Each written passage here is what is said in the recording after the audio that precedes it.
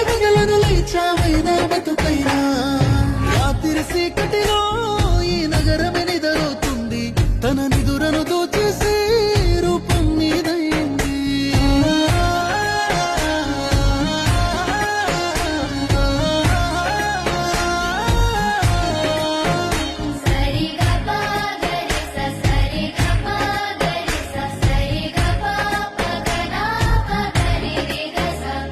నా అడుగులు అడుగేసి అలకైనా అందంగుంది అరచేతిని పట్టుకునే అదృష్టం అయింది నీ మాటలు వినకుండా కొనుకైనా రానంటుంది నువ్వు ఎదురుగా నిలబడి